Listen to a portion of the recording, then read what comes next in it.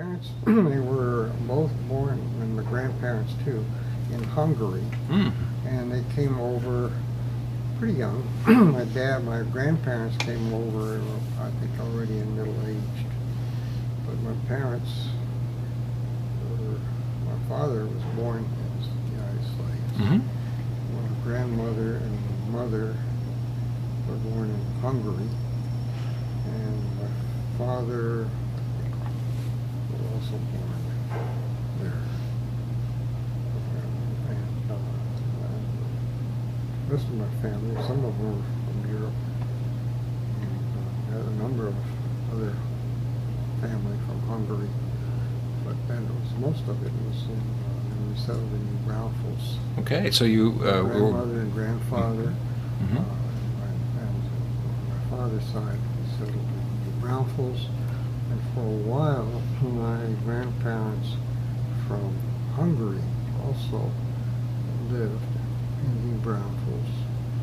Hardly remember them because I was 3 years old when they died shortly. What did they die of? Do you remember? I only ask because often our historical record is lost, you know, and our DNA and our medical history sometimes impacts greatly on the next generations. It's true. They were born and lived in Hungary, and they spent. My grandparents spent quite a few years in New Braunfels. They learned English and broken English. Spoke with an accent, and my mother knew quite a few European languages, and Hungarian and others well, she learned English and German. My father did the same thing. He learned German in Braunfels and English further when they came to the States. Okay. So they were pretty, especially my mother. She also studied French. She was pretty much of a linguist, actually. And what was your parents' profession? He was a dry goods. We were in dry goods business, clothing store. The building is still there, Jacob Schmidt and Son. So everybody knew Jacob Schmidt. Yeah, that was my grandfather, family on my father's side, my grandparents. And I don't know, they came from Europe. I think it was maybe before the First World War. I'm not sure. And what was it like growing up in New Braunfels? It was idyllic. It was very nice. It was a smaller town, still a small town, but it was a small town, and you'd almost have to go back into the 50s to see what life was like, because cars were different. It wasn't as fast of a world, and we didn't get on airplanes until we were adults. It was a town. It's still a nice town. It hasn't changed all that much. So we grew up in a small town, and it was about 15,000 people. And of course, everybody knew each other. These people, didn't there, a lot of German immigrants, mostly German immigrants, and then other European immigrants. It was small, 3 or 4 Jewish families, and they were all from Hungary. So everybody kind of knew each other. Sure. Well, yeah. When did you have air conditioning, for example? We had, later on we did, but we had fans. It was, I grew up with, I grew up with open windows and then ceiling fans and fans, fans, various amounts of noise.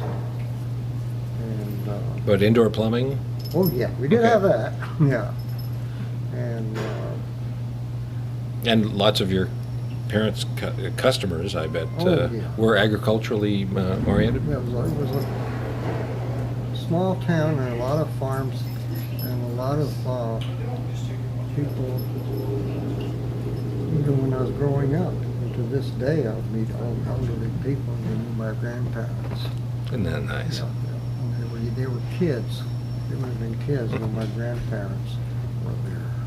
They remember. So growing up, or in general, do you have someone who made a big impact on your life? I think my parents and grandparents and other people. We had a very nice, close family. And when I was about in 1941, of course, World War II came along. I have two brothers.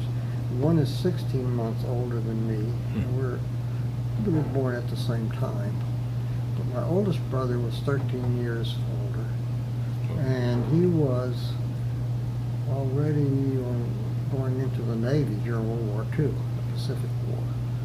And he was almost like another father. He was somewhat distant, and but just kind of a different life than what the two of us had growing up in that small town. I can appreciate that. The age difference. Age difference, and he was in the Navy, and he'd been overseas in the Pacific. So he wouldn't know you you were little bababies when he left. We were He babies. came back and you had changed. Changed a little bit, and he was like I said, a second father.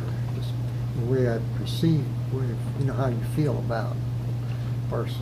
Because with my other brother, we were just 16 months apart, and we would fight like cats and dogs and everything. But That's normal. Well, it was normal. But my other brother, who was older, was, like I said, a second father, and different rapport. Were you artistic from early age? Yeah, I think about the time I was about 14, 15, I was in art. My mother encouraged me, and she got me some very nice art teachers, and they were very good in terms of teaching things. Did you ever imagine that you would become an art teacher yourself? Well, later, as I was considering it, even when I was close, I went through high school and through my college years, I majored in art. Okay. My dad gave each of the boys a choice, and that's what I chose, and that's what I stuck with. What did your parents think? Boy, you'll never make it in that My profession. Why don't you parents- get into the dry goods business? Yes, it was a wonderful store, family store, and was there for a lot of years after I grew up and everything. And my father, grandfather were very dedicated to it. You know, in those days, the customers were almost like a second family. Sure. And so You were the lifeblood of the community, really. Well- you were the lifeline for the community. yeah, they were. Everybody came through the store. I got to say, if you, in about a month, you could say almost all the people in town would have passed through our store. I mean, everybody knew everybody. And at that time, when I was early teens, I got into art, and I used to, when I started sketching, I used to make sketches of people while they were in the store, which was very annoying to my grandparents. They wanted me to wait on customers. I would just kind of hide behind some of the clothing racks and these drawings. And I kind of knew where I was going. Did they let you? Was there a friction there when They wanted me, my father and grandfather wanted me to go into the store. Of course. It was a very prosperous business. And It's their legacy, too. They wanted to pass it Their on. legacy, definitely, because my grandfather had started it, and my father. And it was a very fine, it was a very good place. I mean, it was very, people felt at home there, and they were very good with the customers. And So did you feel guilty about not going into it? A little bit. I had bet. qualms, Yep. I knew that Seems I- to have worked out. it did work out. My mother knew instinctively that I wasn't going to go into business. She just knew that. My father and grandfather hoped that I would. But I learned a lot from working there, waiting on people. What did you learn? I learned how to talk to people of all different ages, feelings, everything, because we were taught how to deal with customers and be nice to adults, respectful to everyone. So that must have stood you in good stead as you went on to teach. All my life. You knew how to get along with people. Yeah, hear what their view is and what they have to say, and be aware of the other. You know, and it did help me with my teaching and my artwork as well. observing people. So who's the biggest influence in your art, would you say, or what groups? Which groups? I would say the old masters, like Rembrandt and Italian painters, the old 14th, 15th gold masters. And then a lot of the modern masters, German expressionists, and modernists, like, and the Mexican art was a profound influence on my work, which, because had actually done some studying in Mexico, and studied the murals there, and got some very fine artists there, and it still influences my work to this day. At that time, in the 50s, art was going almost totally abstract. Figurative art was not the mainstream at that time. There still was some there. But I liked art that dealt with life, that I could see. Everything I've done, you could see. I can see that. Your choice of subject is people who are active in their day-to-day lives. And right, it's day-to-day life, and then seeing the beauty of it, the gestures and movements of people. Being in the dry goods business, we'd be meeting strangers all the time, and there was a large German community. A lot of German there, and so I got used to accents. And my grandparents had Hungarian accents, and they learned English. So I never had problems with people that had accents. I was very at home with that. It gives you an appreciation of different cultures. Yes, it does. Yeah, it does. That's one of the things I'm real interested in. Different cultures. So if someone is watching this generations from now, what would you like them to know about you, the life you've led, and what you've produced? Well, it was a very good life. We had a close home life, and religion was very important. Grandparents were very religious. We were Jewish. And there were about 3 other religious Jewish families in the mountains. We all knew each other. And we went to synagogue, San Antonio. That's quite a trip. Yeah, well, at that time, just about an hour and a half away, but it was a big trip. We were going from a small town, and then you go to the big city. Right. And it was interesting, very interesting. And you'd see the high holidays and big city, and so my grandparents had to learn English. They did. So there were different languages. My mother spoke Hungarian, and she could speak some French, and they all spoke German. And well, that helped in commerce, because I suppose most of your customers would be German speaking then. Lots of them were German, and maybe most at first. For my oldest brother, I remembered it mostly as a German town, because he was about 12 years older than me. Let's talk about your art for a minute. Sure. I was fortunate to walk through your beautiful apartment and look at some of your pieces. Which one would you say is your favorite of what's there? One of the pieces I most like is what I call the Torah burial. That's in our room. I think you've seen that one there. Yes. And that's I've done a number of paintings that contain, based on Jewish ritual, which I've seen in taking out the Torres from the Ark and the whole Sabbath ceremonials, because high holidays do it all. And I had never seen anything like that. Maybe you should explain what the burial was, why it took place, and its significance. I've never seen one, and I don't know of anybody that has. But I've been intrigued by it because I'm fascinated. A lot of my early memories of those on the high holy days were the Jewish rituals, and these were elderly people, many years older than me. These rabbis and cantors we had in the synagogue. None of them were born in America, maybe a few later.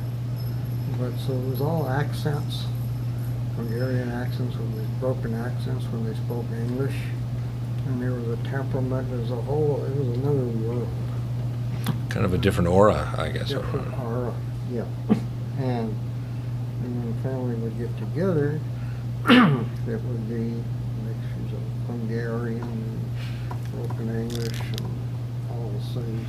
So the idea was that nothing lasts forever, I guess, and the Torah got worn, I guess, as it was Yeah. furled and unfurled and used, and so they had a burial for the actual parchment. That is something that I had read about.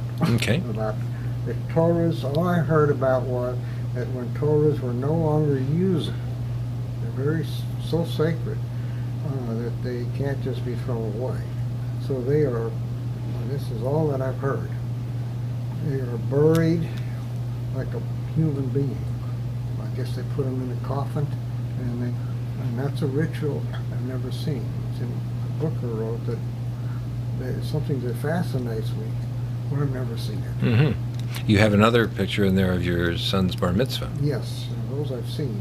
I was there for that. But how did you feel that day? it was wonderful, because the people who taught him were European Jews, so they had this European background, well, mostly even a Holocaust background, and so they had a private history that was beyond any of us. And sometimes they would talk about it, and they all had these heavy accents. It was a world unto itself, and I was fascinated with it. And these were the people, when my son was bar mitzvah, that they were on the synagogue. They were the cantors and the rabbis and so on. So you see those special movements in a conservative synagogue. But you choose as your subjects people working in the fields. Yes, that was also because I grew up with that. And then when I was living in Kingsville, that's what I saw. Mm-hmm. And I've always, from the beginning, felt the biblical connotations of the agriculture. The valley, where The you're in. valleys, well, the Bible is pretty much almost an agricultural compendium, because it deals with the seasons, the growth seasons in Israel, which were similar to South Texas, very similar to Texas, where I was living. Arid, but fertile. But fertile. Fruitful, and you had growing grains, you had crops, animals, various animals, and herdsmen, and these were people who dealt with cattle, goats, sheep, all of which I saw all the time. And then they would bring the fruits of their harvest to the temple. Mm-hmm. Yeah, it was a harvest day, and there's a wonderful thing. I don't know where that saying occurs in the Torah, in the Bible. It's when Jacob was asked by Pharaoh. When Pharaoh and Jacob met, what is your occupation? Pharaoh asked Jacob, and he said, herdsmen are we, both we and our ancestors. That still rings with me, because that was a herdsman culture where I grew up. And so all of life centered around it. all of life centered around, even at that time, because you had small farms and cattle and sheep and goats all the time. And I still miss that. We never raised them, but they were so close. And, In what way do you miss it? I still miss being able to see it, just to feel it. I love petting goats and sheep. If I ever see them, I always want to pet them and everything. And the whole scene, when I'd see them in places where I'd been, where I'd see herds of them, in the fields, Mm-hmm. Always made me feel like I was back in the Bible. That's where my ancestors, that's what they did. It hasn't changed in a way much. In a way, it's changed a lot. You got the vehicles and everything, but the growth cycles, the harvest cycles, which in Kingsville I would see from planting, because especially when I took my son weekly services for bar mitzvah. So every week we would go to Corpus Christi services, and we'd pass farms, Yeah. fields, and I could see the whole agricultural cycle from the planting, and then the corn and the cotton, and from the growing, and then the blooming and the ripening, and then the harvest. I got to see all those things, the Mhm. cycle. Because when we went to services, It wasn't just showing up at the grocery store magically. No. In fact, it was life or death if you didn't I provide. was Mhm. into art already Mhm. as a teenager, and I'd see these things in the fields, and I was looking for. We didn't go to church. We went to a synagogue. There are very few Jewish people. I was looking for Jewish metaphors. Yeah. And then when I started seeing them, people plowing their fields, with tractors, and I could see a relationship between a chariot and a tractor, Mhm. two-wheel. You were good at interpreting. Yeah, that's You that's could where see- it starts coming together. Yes. See, that's where it started coming together. We would grow up with those fields, and all the times we would go. The high holidays, of course, was the harvest season. Mhm. Farmers were busy all the time. It came together. Let me ask you about your art. Did you think you would be a teacher, or I knew pretty early, when I was a teenager already, I knew I wanted to spend my life doing primarily something to do with art. Mhm. Seeing art, doing it, painting it, which I did, studying it. but giving back and teaching others is a teaching. different thing? Yeah, but I enjoyed that very much. What was it that you enjoyed about it? I enjoyed, really, I guess, waking people's minds up to these things. A lot of my students, since I taught at A&M in Kingsville, they were also had grown up in farms. They grew up in an agricultural world. So you're a kindred spirit. So it was a kindred spirit, and I kind of understood what they were doing, and kind of envied that because I didn't care a lot for working in my father's store selling clothing, which was also a great experience Mhm. unto itself, a different experience. And there I learned to meet all kinds of people and how to converse with strangers and be, do a nice job of it. Get along with others. Getting and- along with You weren't a with loner. others and- Some artists are loners. Yeah. Some people can't teach. They can't, but I was able to do it. Mainly, just showed them by example. And of course, when you talk about other artists, I studied as many great artists as I could, closely, methods, movies about them, books, and read about them because I loved it. I got acquainted with the mediums, worked in all the different mediums, sculpture, painting, just Tell me of that process of writing. That must have been different. yeah, well, writing, I also enjoyed. It came natural to me. I've written books, I think I have them, Mhm, mhm. in art and all of that. And I love writing also. And drawing and painting, of course, would have been number one. But I do a lot of writing, some of it descriptive, some of it remembering, and then a book, A Life in Art, and And the you- Tabernacle book. Yes, that's a very interesting subject to have chosen. Yeah, it's obscure. Mhm. Not that much other than in the Bible, which is not. But I read about it in the Torah, in the Bible, Mhm. because it's in there. Yep. The building of it, Yep, it's selecting the materials, and the fashioning of it, and it was just mesmerizing to me. Because it's a part, you read it, that those parts of the Bible would be in some ways boring to a lot of people because it didn't have big adventures, it didn't have the fights and wars so much. It was descriptions of what they were to make, how they made it, materials they made it with, all of that thing. And the trials and tribulations of making it. Trials and tribulations of it, and also it brought to my mind, clarified for me the ritual in the synagogue, because I could see the same colors, blues, purples, scarlets, golds, and whites. You see that in synagogues all the time. The Torah wrappings, the unfurling of the Torah and the taluses. You've been to a synagogue and you see prayer shawls and everything. But it's so the ritual of the synagogue. When I was a child, I was just looked at it, and listened to it, and chanting.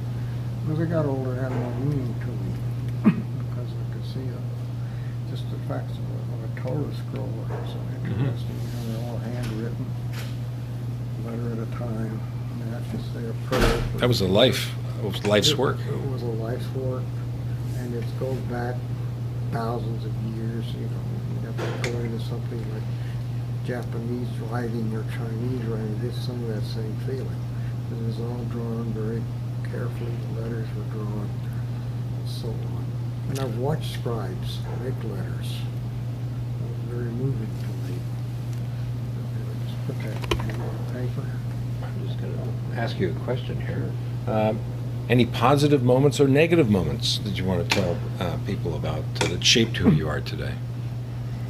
We are today, I'm not too close to, frankly, and even during my years growing up, I grew up in the age where really abstract art took almost all control. And I've always liked art that was descriptive, visual, involving human figures. Mm-hmm. And you can see in my work that's predominantly seen things and visible people, and then the religious art is the same thing. It's not copy, it's not photographic, but actual things. Can you tell me about somebody who has been kindest to you in your life? Besides my parents, teachers, a number of teachers that were sympathetic for what I was doing, some that were not tuned to it. But generally I kept to my own way. I was always interested. I studied as much of the art world as I could. You know, old masters, new masters, modern, different art from different countries. Countries and language, different cultures, art from different cultures. I've always been interested in cultures. How has your life been different from what you imagined it would be? Not too much. Not too much, huh? Not too much. I didn't know what it would be like.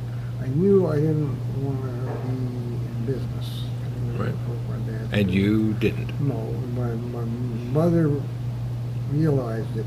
My dad was scared of it because he thought I was going to just starve out somewhere trying to be an artist, which was not far from the order of things. And you know, it was a precarious thing, but it really wasn't, because at that time art was taught in all the universities. Let's talk about romance. Where did you meet your wife? I met my wife in Okay. And there was always, in any big city, kind of a network. Okay. You know, Jewish families would always guide the young boys to Jewish girls. Most of the time we went with, sometimes not. But, so parents would, girls for us to meet, and girls to get married off and so on. And So you got lucky. I got very lucky. Yeah, very, very lucky. Have you met Becky? I did. Yeah, and I met her, I must have met her in Houston. And I think it was Becky's sisters that introduced me to her. She's the youngest in her family, I'm the youngest in my family. And trying to remember why I was there in Houston. That's okay. We'll find, Becky will remember. Sure. And we met, and really about 3 or 4 months later, we were married. We got married very quick. We were in love with each other, and we've been that way since. That's beautiful. And yeah, thank you. It is. We're lucky. Tell me about that picture of that son of yours that's... He was adopted. Okay. And he's quite a fine young man. Did you ever get to meet him? I'd like for you to meet. He would like meeting you, I know. And what does he do? He's working in rehab work as a counselor. I don't know exactly, but he counsels with alcoholics and drug addict people, and he studies that. And Oh, those people are angels, really. they really are. They're Yes, not they kidding. are. Yeah. That's difficult work, and it's incredibly important. Yes. Yeah, thank you. It is, and that's what he likes. And Good for him. I'm glad he likes it. And you're right. They're splendid people. How do you feel about adoption, and why did you adopt? We couldn't have children. Mhm. We weren't successful at it. And I was getting to accept it, but Becky did want a child.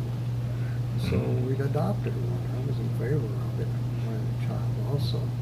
And that Becky's sister, Shirley, she's like a second mother to her. Her mother died early. Becky was 8. Her mother had died.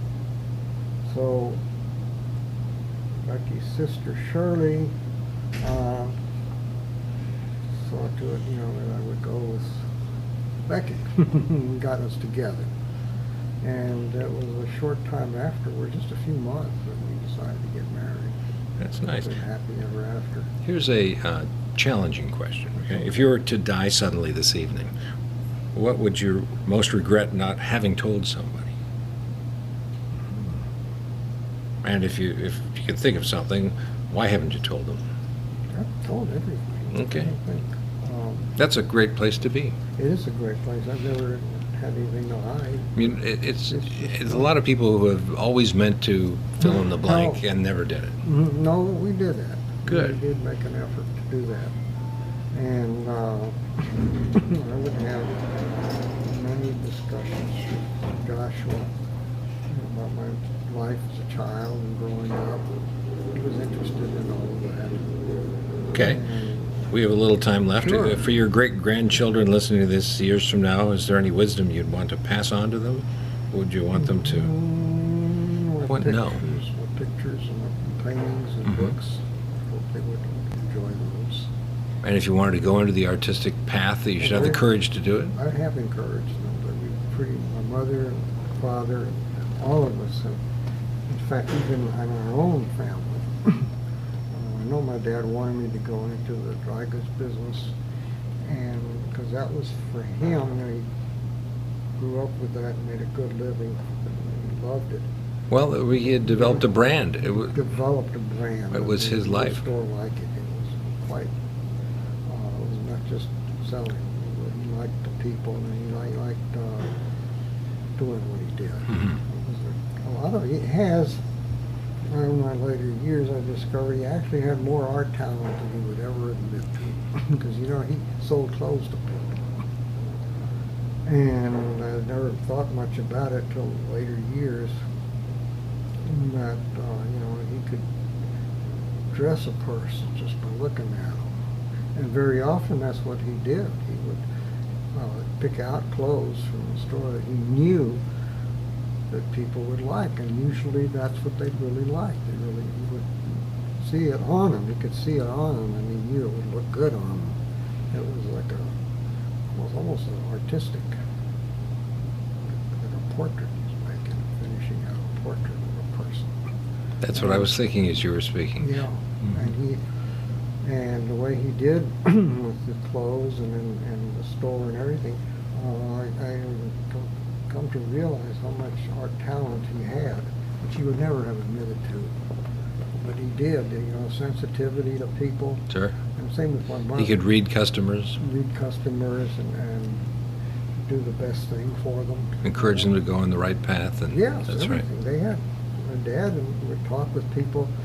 Sometimes half a morning, all our morning, just for one person. They talk what's going on in the world, business, everything. It was like a small town, you know. It was all small town. Like the center of the small town. It was the center of it, and it was I would consider it a rich environment because it had a depth to it. Everybody knew everybody, knew everybody's friends and ancestors.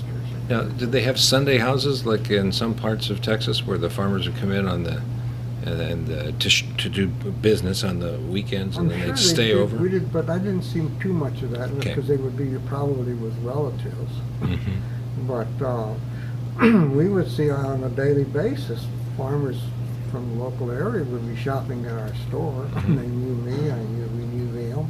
You're famous. But they were just doing what they did. Sure. And I think that had a big influence on a lot of my subject matter because that's when later on, you know, You're a student of people. people. I loved watching the agricultural cycles. Mm-hmm. I miss that. Tractors and then moving in the fields and seasonal changes and all that stuff. All the details of it, and many sketches and drawings. It came over me very slowly, but I realized that was very important.